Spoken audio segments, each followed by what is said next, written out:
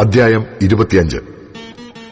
അവന്റെ വാഴ്ചയുടെ 9-ാം ആണ്ടിൽ 10-ാം മാസം 10-ാം തീയതി ബാബേൽ രാജാവായ നെബൂഖദ്നേസർ തന്റെ സർവ്വസൈന്യവുമായി യെരുശലേമിന്റെ നേരെ വന്ന് പാളയം ഇറങ്ങി അതിനെതിരെ ചുറ്റും വാടകോരി സീദേക്കിയാവ് രാജാവിന്റെ 11-ാം ആണ്ടുവരെ നഗരം നിരോധിക്കപ്പെട്ടിരുന്നു. 4-ാം മാസം 9-ാം തീയതി നഗരത്തിൽ ക്ഷാമം കലശലായി ദേശത്തെ ജനത്തിന് ആഹാരമില്ലാതെ പോയി. അപ്പോൾ നഗരമതിൽ ഒരിടം പൊളിച്ച് കൽദയർ നഗരം വളഞ്ഞിരിക്കെ പടയാളികളൊക്കെയും രാത്രി സമയത്ത് രാജാവിന്റെ തോട്ടത്തിനരികെ 2 മതിലുകൾക്കും മധ്യേയുള്ള പടിവാതിൽ വഴിയായി ഓടിപ്പോയി. രാജാവ് അരാബായിലേക്കുള്ള വഴിയായി പുറപ്പെട്ടുപോയി. എന്നാൽ കൽദയരുടെ സൈന്യം രാജാവിനെ പിന്തുടർന്ന് യെരീഹോ സമഭൂമിയിൽ വെച്ച് അവനോട് എത്തി. അവന്റെ സൈന്യമൊക്കെയും അവനെ വിട്ടു ചിന്നിപ്പോയി. അവർ രാജാവിനെ പിടിച്ച് റിബ്ലായിൽ ബാബേൽ രാജാവിന്റെ അടുക്കൽ കൊണ്ടുചെന്നു. അവർ അവന് വിധി കൽപ്പിച്ചു. അവർ സിദേക്കിയാവിന്റെ പുത്രന്മാരെ അവൻ കാൺകെ കൊന്നു. സിദേക്കിയാവിന്റെ കണ്ണു പൊട്ടിച്ചിട്ട് 2 ചങ്ങല കൊണ്ട് അവനെ ബന്ധിച്ച് ബാബേലിലേക്ക് കൊണ്ടുപോയി. 5-ാം മാസം 7-ാം തീയതി നെബൂഖദ്നേസർ രാജാവെന്ന ബാബേൽ രാജാവിന്റെ 19-ാം ആണ്ടിൽ തന്നെ ബാബേൽ രാജാവിന്റെ ഭൃത്യനായി അകമ്പടി നായകനായ നെബൂസരാദാൻ യെരുശലേമിൽ വന്നു. അവൻ യഹോവയുടെ ആലയവും രാജധാനിയും ചുട്ടുകളഞ്ഞു. യെരുശലേമിലെ എല്ലാ വീടുകളും പ്രധാന ഭവനങ്ങളൊക്കെയും അവൻ തീവെച്ച് ചുട്ടുകളഞ്ഞു. അകമ്പടി നായകനോടുകൂടെ ഉണ്ടായിരുന്ന കൽദയ സൈന്യമൊക്കെയും യെരുശലേമിന്റെ ചുറ്റുമുള്ള മതിലുകളെ ഇടിച്ചുകളഞ്ഞു. നഗരത്തിൽ ശേഷിച്ചിരുന്ന ജനത്തെയും ബാബേൽ രാജാവിനെ ശരണം പ്രാപിച്ചവരെയും പുരുഷാരത്തിൽ ശേഷിച്ചവരെയും അകമ്പടി നായകനായ നെബൂസരദാൻ കൊണ്ടുപോയി. എന്നാൽ അകമ്പടി നായകൻ ദേശത്തെ എളിയവരിൽ ചിലരെ മുന്തിരിത്തോട്ടക്കാരായിട്ടും കൃഷിക്കാരായിട്ടും വിട്ടയച്ചുപോയി. യഹോവയുടെ ആലയത്തിലെ താമ്രസ്തംഭങ്ങളും പീഠങ്ങളും യഹോവയുടെ ആലയത്തിലെ താമ്രം കൊണ്ടുള്ള കടലും കൽദയർ ഉടച്ചുകളഞ്ഞ് അവയുടെ താമ്രം ബാബേലിലേക്ക് കൊണ്ടുപോയി. കലങ്ങളും ചട്ടുകങ്ങളും കത്രികകളും തവികളും ശുശ്രൂഷയ്ക്കുള്ള താമ്രോപകരണങ്ങളൊക്കെയും അവർ എടുത്തുകൊണ്ടുപോയി. തീച്ചട്ടികളും കലശങ്ങളും പൊന്നും വെള്ളിയും കൊണ്ടുള്ളതൊക്കെയും അകമ്പടി നായകൻ കൊണ്ടുപോയി. ശലോമോൻ യഹോവയുടെ ആലയത്തിനു വേണ്ടി ഉണ്ടാക്കിയ 2 സ്തംഭം, 1 കടൽ, പീഠങ്ങൾ എന്നിങ്ങനെയുള്ള സകല ഉപകരണങ്ങളുടെയും താമ്രത്തിന് തൂക്കമില്ലായിരുന്നു.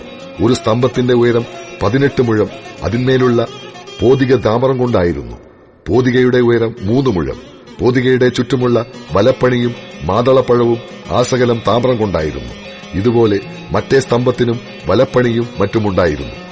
അകമ്പടി നായകൻ മഹാപുരോഹിതനായ സെരായാവെയും 2-ാം പുരോഹിതനായ സഫന്യാവെയും 3 ഉമ്മരപ്പടി കാവൽക്കാരെയും പിടിച്ചുകൊണ്ടുപോയി.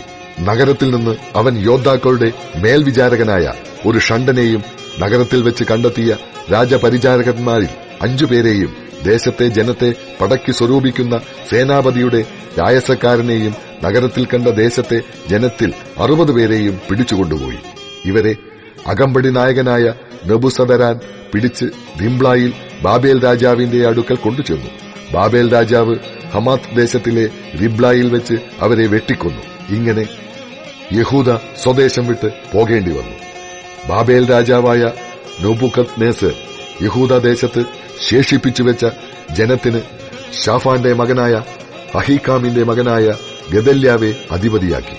ബാബേൽ രാജാവ് ഗദല്യാവെ അധിപതിയാക്കി എന്ന് നെതന്യാവിന്റെ മകൻ യിശ്മായേൽ, കാരേഹിന്റെ മകൻ യോഹാനാൻ, നെതോഫാത്യനായ തൽഹുമത്തിന്റെ മകൻ സെരയ്യാവ്, മാഖാത്യന്റെ മകൻ യാസന്യാവ് എന്നിങ്ങനെ സകല സേനാധിപതികളും അവരുടെ ആളുകളും കേട്ടപ്പോൾ അവർ മിസ്പായിൽ ഗദല്യാവിന്റെ അടുക്കൽ വന്നു.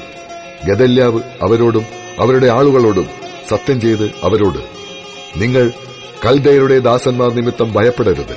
ദേശത്ത് പാർത്ത് ബാബേൽ രാജാവിനെ സേവിപ്പിൻ, അത് നിങ്ങൾക്ക് നന്മയായിരിക്കും. എന്നാൽ 7-ാം മാസത്തിൽ രാജവംശക്കാരനായ എലീഷായുടെ മകനായ നെതന്യാവിന്റെ മകനായ ഇശ്മായേൽ 10 ആളുമായി വന്ന് ഗദല്യാവെയും അവനോടുകൂടെ മിസ്പായിൽ ഉണ്ടായിരുന്ന യഹൂദ്യരെയും കൽദയരെയും വെട്ടിക്കൊന്നു. അപ്പോൾ ആബാലവൃദ്ധം ജനമൊക്കെയും സേനാപതിമാരും കൽദയരെ ഭയപ്പെടുകയാൽ എഴുന്നേറ്റ് പുറപ്പെട്ട് മിസ്രയീമിലേക്ക് പോയി.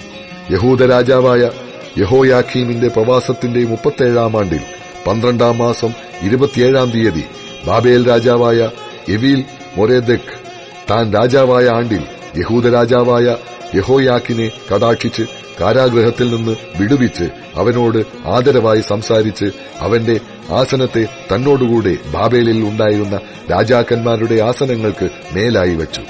അവന്റെ കാരാഗൃഹവസ്ത്രം മാറ്റി അവൻ ജീവപര്യന്തം നിത്യം അവന്റെ സന്നിധിയിൽ ഭക്ഷണം കഴിച്ചു പോന്നു.